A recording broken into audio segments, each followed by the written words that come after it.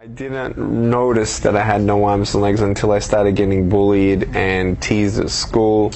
It was age 6 that I first, noticed that I had no arms and legs, or really thought that it was such a big deal because everyone else did. But my family life, my mom and dad, they definitely loved me and encouraged me, told me that I'm beautiful just the way that I am, not to worry about what other people think of me.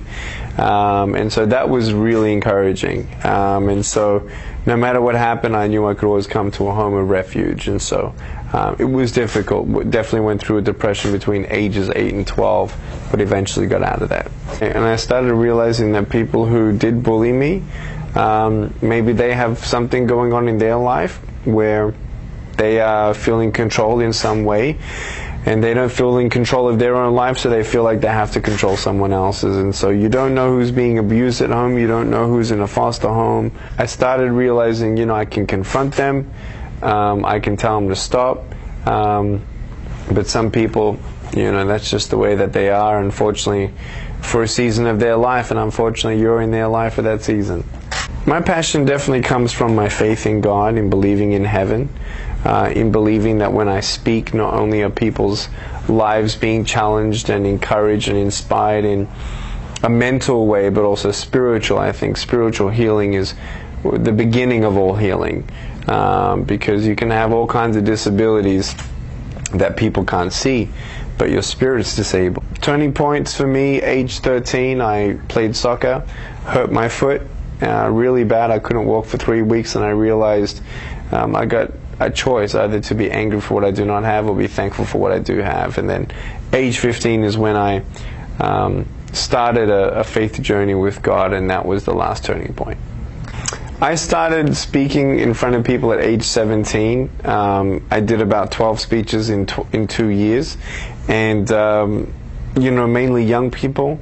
And the impact was great, the feedback was great, and then I got a hug from a teenager who said, "No one's ever told me that they love me, no one's ever told me that I'm beautiful the way that I am." That's when I knew that I was born to be a speaker. I think the biggest challenge of my life really is trying to work out how much I do. Traveling, speaking versus being at home, yet still wanting to reach 7 billion people. So it's forced me creatively to think outside the box and see how we can actually inspire many people without traveling so much. So I think that's the biggest thing I've got going on. When are you most fully at yourself?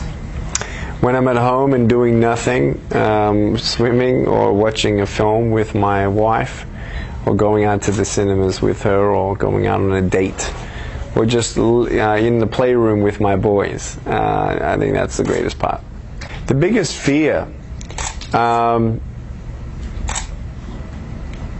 ever becoming prideful. I don't want to become prideful, and I say that humbly. I think it's most important to stay humble and always remember those who have less than you, and so we want to become a little bit more philanthropic as well.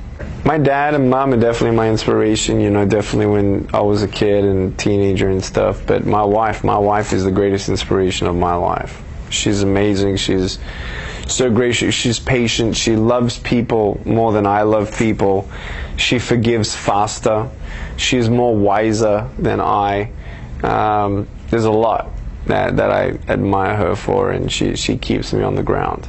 You got to do your best. God will do the rest. Do all that you can. Don't get discouraged about your schoolwork just because you're not sure if you're going to get a job. Do everything that you can, because you don't know what wave of opportunity might come. And at the same time, the greatest medicine of a broken heart is to actually go out and try help somebody else.